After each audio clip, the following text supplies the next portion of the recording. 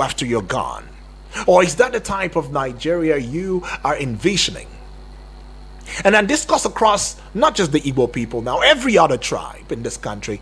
We are all complicit to this, especially those who are into the private sector, those who are not under or in the government's payroll. You seem unbothered, unfettered, but the truth is, it touches on everybody, and it will touch to you. It will get to you, or it has already gotten to you. You're only developing a tough skin and acting as though everything is El Dorado, but it's not. It's not in the actual sense of the word. But let's also look at other profile cases, high profile cases, like Diezeni Alison Mado case, alleged $20 billion embezzlement. Keep in mind, Tambuwal's allegedly 8-year tenure, he's already being indicted for 117 billion naira. Yes. Now, Diezeni's case is $20 billion embezzlement. And Yaya Bellows is 80.2 billion naira money laundering charges, demonstrating the systemic nature of corruption.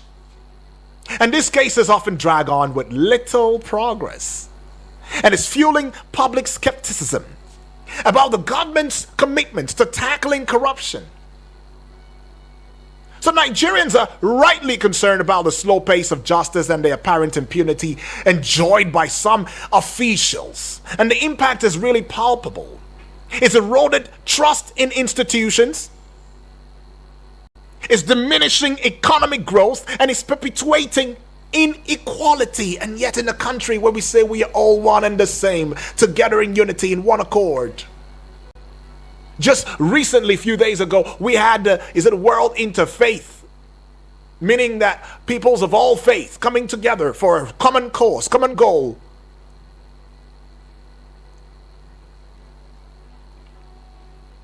And then there is a central question that is right at the back of my mind. How can Nigeria really break free from the cycle of corruption and ensure that those entrusted with power are held accountable for their actions regardless of their position or influence? How can we do that? Our guest today is Benedict Olalekan Agunloye. He's an information professional, a policy and public affairs analyst, and he's going to be telling us, giving us his thoughts on this. I mean, somebody will say, we keep talking corruption. Well, yes, that's the basis of it, man. That is the basis of it. When corruption has evaded, permeated the membranes of individuals, I was going to say few, but no. Everybody is complicit one way or the other. How can we now dislodge it? Can we remove it? Even when a child is showing the signs of corruption that has been taught to him or her by the society. Just when we were talking about the issue of police brutality, remember, right? I played an audio for you. A child was asked by the mother, and the reaction of the mother was really appalling too. But can I really blame her? Now, the child was asked, what would you like to become in future? She said, I want to be a police officer, a policeman. So why? So I can collect money from people on the highways. And the mother laughed. Can you imagine what the child is saying? Oh yeah, it's the normal thing now. It's something we should laugh over. That's how deeply corruption has gotten to. But even a child understands the language. And what is exactly corruption? You think it is at the place of embezzlement, taking money? So no. Corruption is insincerity. Corruption is greed totally. That's corruption. You're corrupted by something. Something corrupts you. Something that you want more. Oliver Twist. What you have is not enough. Then make policies that will cover other people the way it's covering you. No, you won't. So it takes us back to the place of George Orwell's Animal Farm. There are some animals that are higher than the other animals, though they're all animals. So in this case, We're all human beings, but there are some human beings who are higher and whose lives are more precious than some other human beings. Is that the case we're running in this country now? Why is it that every now and then we keep having a recycling? It's always a recycling. Good morning to you, Sir Benjamin. Welcome aboard to the discourse this morning. Good morning. Awesome, Sir Benjamin. Now, allegations of corruption against former Sokoto Governor Aminu Waziri Tambuwal, a call for accountability, and it's not something that we can push on the sidelines or take to the sidelines. This is something that is serious. This is something that must be talked about, because if you recall, in August 2025, the Economic and Financial Crimes Commission, EFCC, arrested Tambuwal over alleged fraudulent cash withdrawals totaling 189 billion naira, and that is violating the Money Laundering Prevention and Prohibition Act of 2022. And yet the same Tambuwal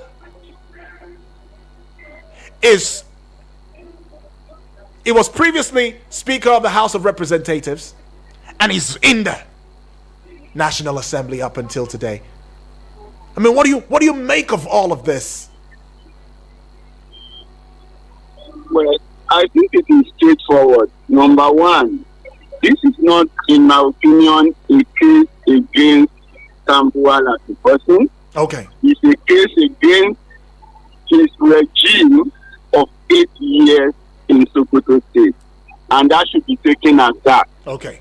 At that point, if we're looking at that, we'll be seeing a clearer perspective. All right. Now, if you're talking about 117 billion, that is way more than the total IGR generated by the state during its 8 years of being there. I think the total IGR generated by Sokoto from 2015 to 2023 is about 82 billion naira. So if you are saying 117 billion was misappropriated, that is maybe much higher than the state could generate. So it means that the funds possibly came from the federal allocation, and bulk of which will be the allocation for the local government, most likely. Now, like I said, it's a case against the administration, not against them, because we are talking about non-observance of due process in procurement and activities. We are talking about weak control system, and you're talking about abuse of office. Maybe abuse of office may be to the executive, but the control process is not just the executive alone. The procurement process is not just the executive, it's not just the governor alone. So I will be looking at a probe has been done. People have been found wanting, not just the former governor. And so everybody found wanting should be called to question and should be properly dealt with. Like I would always say, if procurement process is wrong, some people advertise it. Somebody shared the process. Somebody wrote the contract who is a lawyer, not an elected official. Somebody raised the vouchers. Some people audited the system. And 10 or 15 years or 11 years after, if you are still questioning the process, then something should be done about who started over the process, who wrote the contract papers, who audited the system, and all that comes into the control process. So until you expand the punishment, because you eventually take the governor to court, he will wriggle himself and get out of it, and nothing will happen thereafter. But obviously, if you take everybody into account, from procurement to finance to legal, and a number of people are punished as sanctioned and adequately recommended to their own professional body to be punished, I think that the difference will be clear. Because we are actually talking about a state here where when you check the Nigeria Human Economic Index, Development Index, Sokoto is always in the last grade. Sometimes they are the last. Sometimes they are in the last two. We only kept lagging behind them once in a while. So when you check that clearly, I don't think that's the state where there should be so much out of control needed. So in my opinion, the white paper should come out fast, and we should see that adequate punishments are assigned across board. And then it also leaves us to that question: if this have happened over 8 years, was there at any time when Sarah or any of the other civil society group who are concerned about money, or even following the money, or what do you call the name of that other one, how well have they followed what happens in Sokoto? A state that houses 6.3 million Nigerians or more. If the development index is so bad, the education system is backward. In education, they are also one of the least. And then a number of other things like that. And then you are still having this huge gap in appropriation, in control, in spending. I think that they also, in their responsibility as vanguard of the people, have let the nation down. Right. Well, anyways, though, we're still having a conversation on here. And yes, there are some questions that is a reason from this this discourse now. I mean, why are some officials above the law? I'm just saying,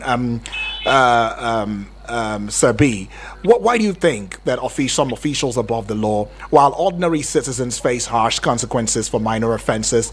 Because if you look at this very critically, you will discover that this is a systemic failure. Actually, it does seem as though these politicians, they discover a loophole and then they exploit it, such that if you took them to court, they will, as you said, they will wriggle their way out of it and say, after all, it was an administration. It wasn't a one-person thing. It wasn't me, so to speak. It was an everybody thing. We all partook in it. And so everybody will try to protect every other person's interest.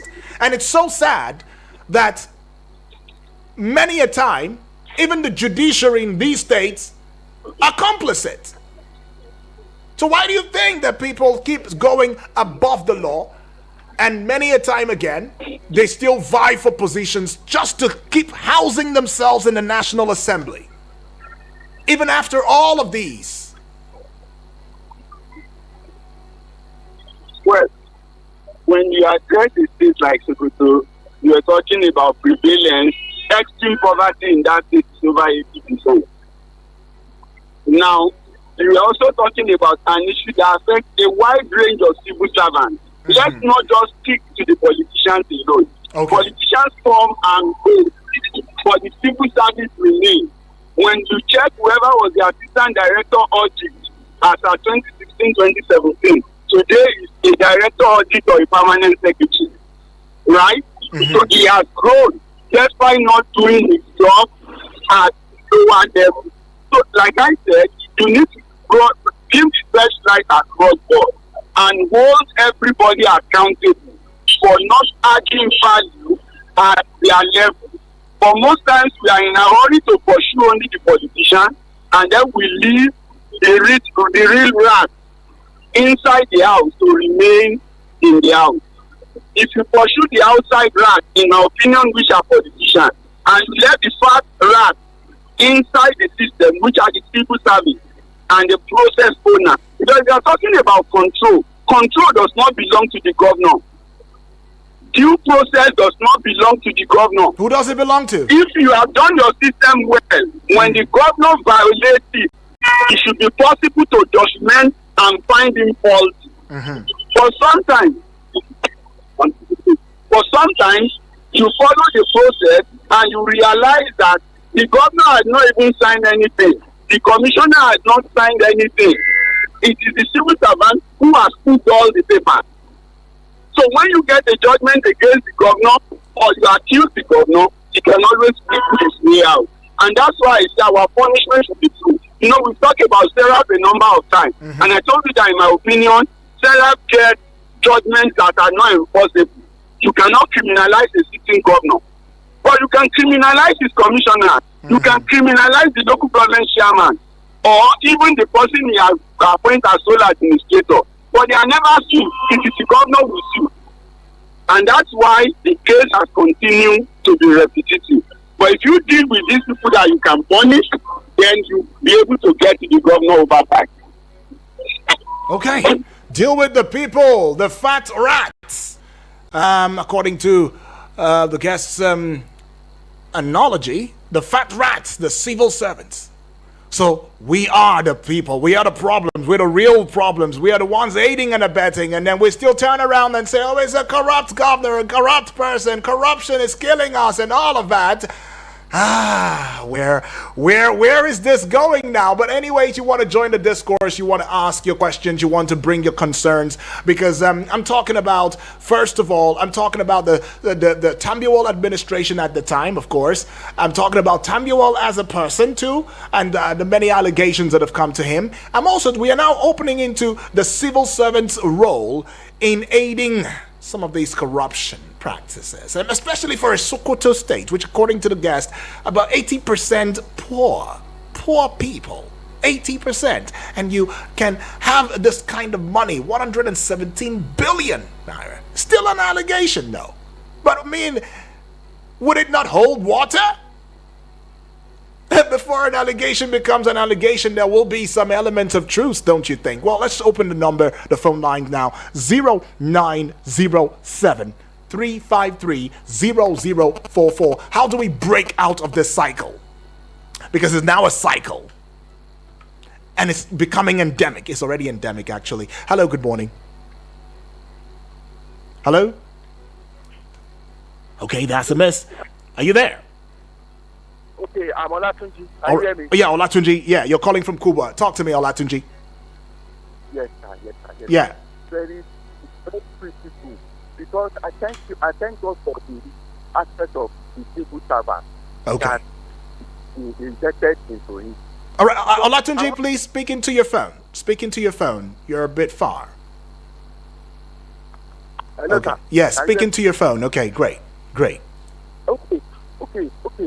Thank you. What I think that the issue is this, sir, because I think, look at Tambuwal, I think like last week, I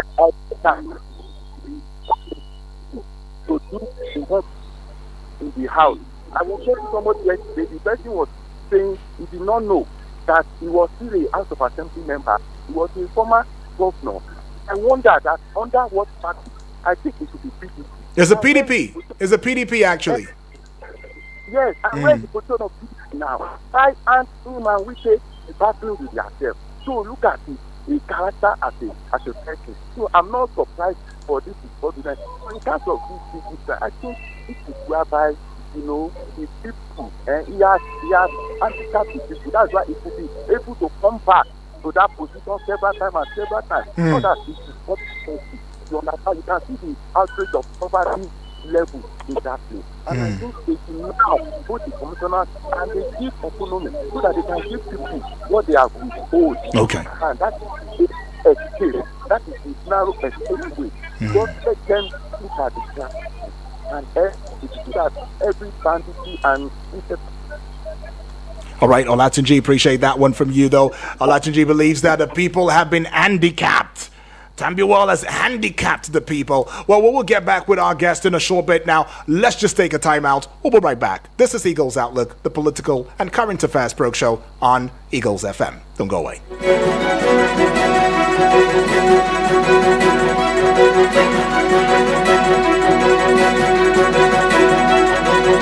Eagles 102.3 Abuja. There's so much more to enjoy when you fly in Emirates Economy. More legroom, delicious regionally inspired meals, complimentary free-flowing drinks, and the latest movies, TV shows, music, and live sport. Some of the best entertainment in the skies. And our family services make your journey simple and fun. Plan your next trip and start the holiday early in Emirates Economy. Fly Emirates, fly better. Things they happen for our community, Now I can recoup back all the money I have spent on this annoying family. Yeah, that woman own don't finish. My dear, let's go and greet them, okay? Join Media Coalition and Awareness to hold trafficking, MICAS, on I Wish I Knew radio drama and program every Saturday at 10 a.m. on Eagles 102.3 FM Abuja. Join us to kick human trafficking out of our society. I Wish I Knew radio drama and program is brought to you by Mikas and funded by the Ministry of Foreign Affairs of Denmark.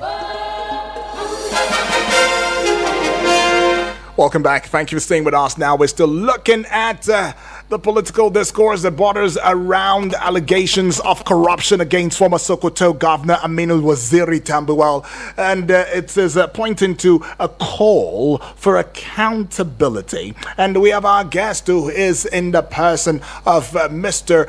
Benedict Olalekon Agunloye, and he is a public an information professional, a public affairs analyst, and he is bringing his thoughts into the discourse. He's put one equation into it. He says, what about the civil servants who are aiding and abetting? I mean, 8-year tenure, 117 billion naira. Good Lord. Hello. Triple D. Good, Triple D. Welcome aboard. Good morning. Good morning. Thank you very much. Yes, Quick please. one, sir. We are still painting issues in this country. We are still. How? Sir, if we the masses, just as the last caller said, we masses were handicapped. Okay. If the government want to fight corruption, they will fight it. Let me quickly ask you, who suspended the governor of Rivers State? Mr. President. 5 billion for governors. Right. Until we get that person that he has the power to do this, if he has that political will to stand and say no, it's no, things will get right. Do you expect me now as a civilian, bloody civilian like this, to move on to ask my governor account for the 5 billion? If Mr. President is honest, let him open up and tell us any governor that cannot account for the 5 billion subsidy, and we are just here in electricity. So any governor that cannot account for it, hold him responsible. Let him tell us and see whether we not hold them responsible. Okay. Now, these people that have taken this money, we are talking of allegedly. This allegedly, what is the meaning of allegedly? We see it koro, we know. And we are still talking allegedly. What do you want the masses to do? What do you want the masses to do?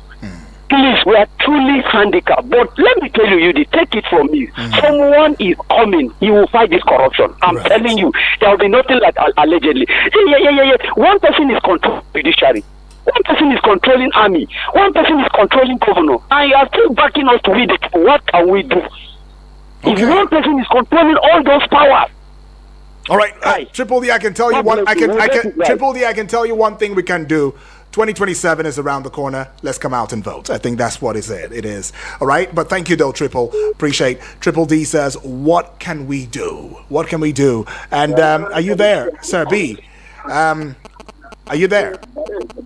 Hello? Yes, I'm here. Okay, so family members one is saying that, look, the people have been held to ransom. That what can the people do? Another family member is saying, look, we have the GCFR, the Grand Commander of the Federal Republic of Nigeria, GCFR, stating as an example what he did with Rivers State. Can he not also push out that order and say, look, all you governors collecting all these monies now, I want accountability. Anybody that cannot prove to me how you use these monies, I will deal with you. That it has to come from the top. What do you think? Well, that is calling for a military dictatorship. The governor and the state, that is a question the state assembly should ask. That is a question the people of the state should ask through the assembly or by going to court on the ground of human rights and neglect. But to say that the president will order a state governor how to spend the state money, I do know that our constitution does not make any such provision. Now, as to the issue of the governors being emperors, I've always said my own. We are a parliamentary people, and so when you decide to give somebody who should be sharing power absolute authority as it's available with the governor, he will definitely be an emperor. That's the practical reality. We don't have institutions that can effectively control them to an extent. Now, when you talk about this money, I do not see it as an allegation.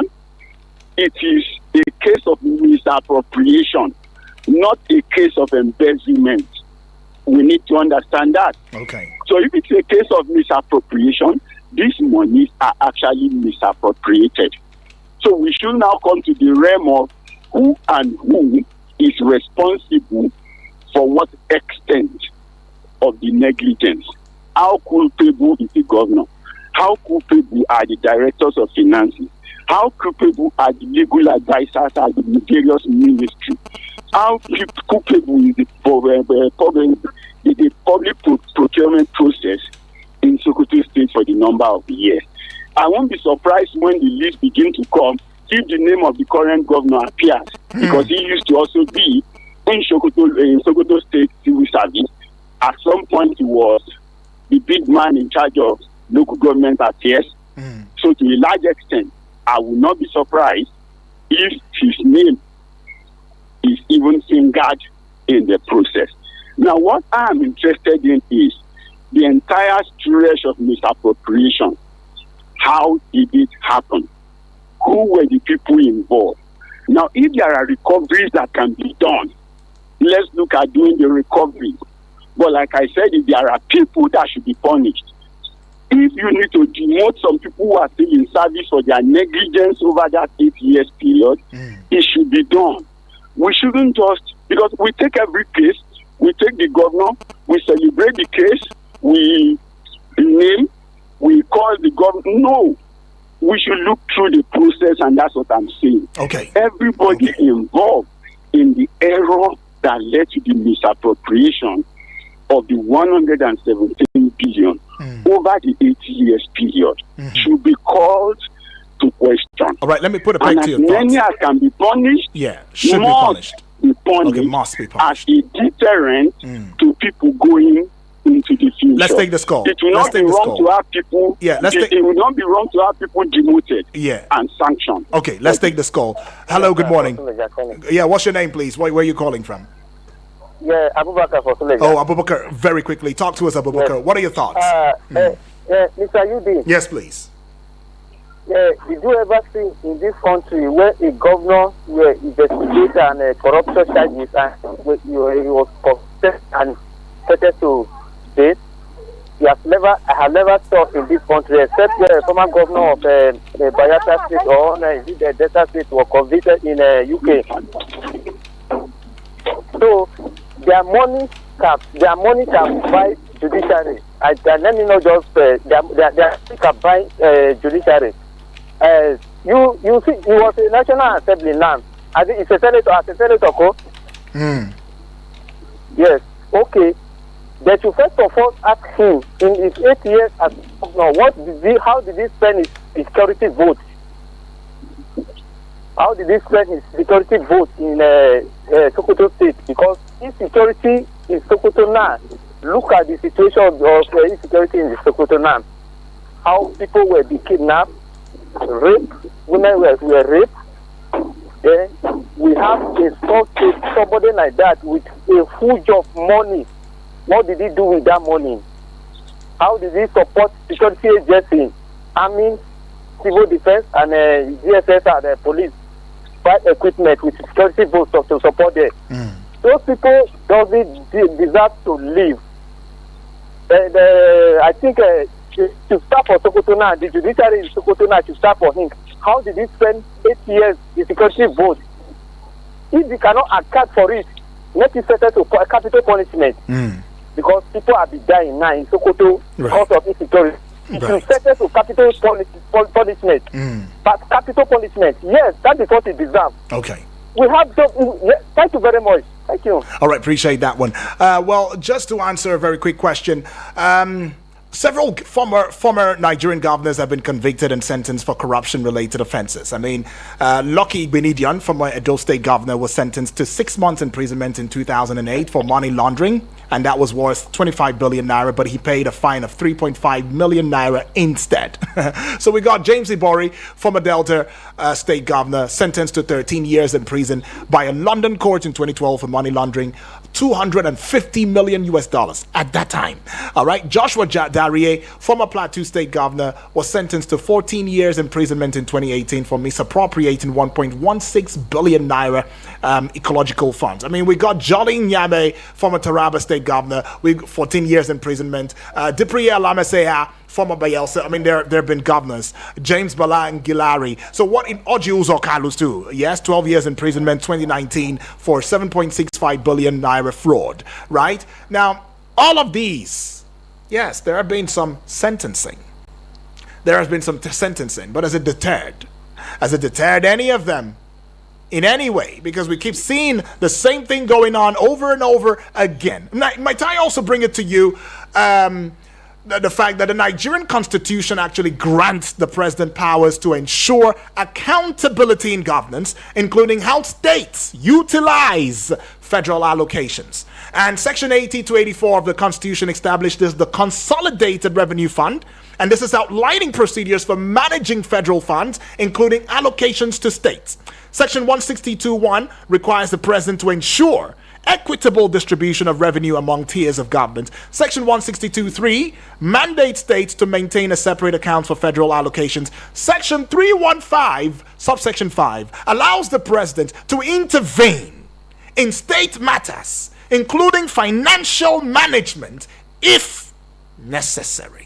So it has not been necessary yet for Mr. President to step into it, because the president can actually request governors to account for federal allocations through the Federal Ministry of Finance and National Planning, the National Assembly via oversight committees, the Economic and Financial Crimes Commission, EFCC, for investigations.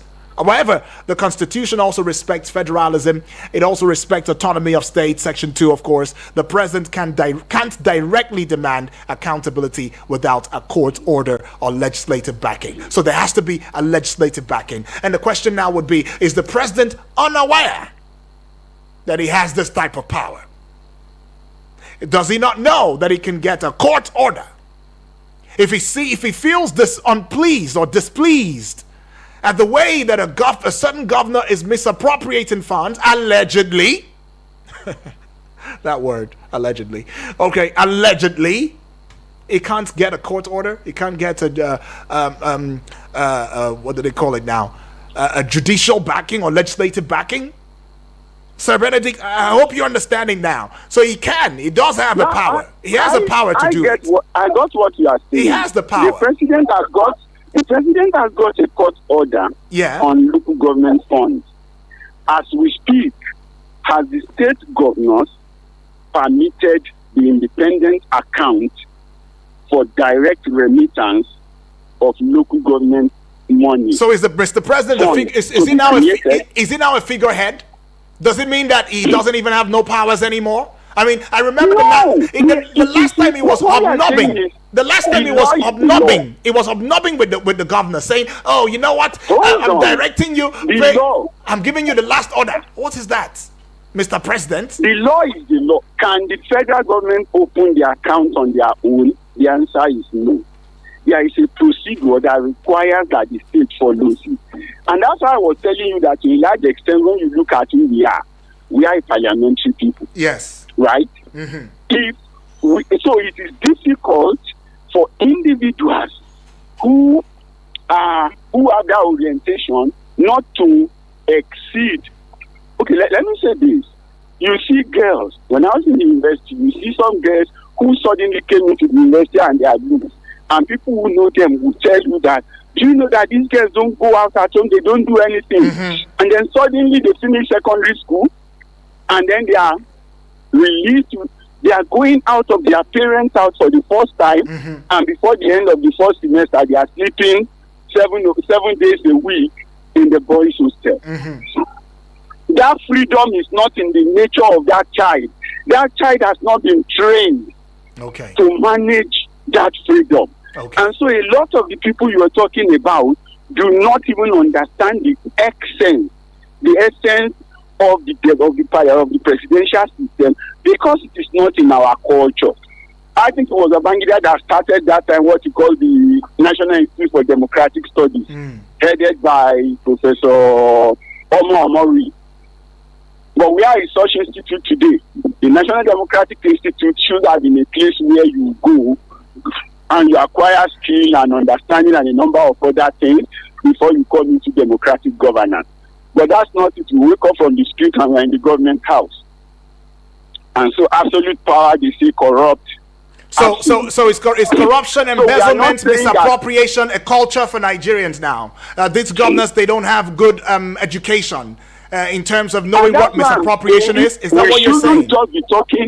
We shouldn't just be talking about the governor. We should be talking about the entire process. That's what I'm saying. When we look at the entire process, we look at the procurement, we look at the controls, we look at other things, and then there are points for red flags to be taken. Yeah. Then perhaps an EFCC or ICPC or any other organization at the center can begin to wash out for those red flags. But there has to be proper record keeping. There has to be appropriate documentation. But and you know that to get documents out of some states or even federal agency in Nigeria can be an excruciating pain.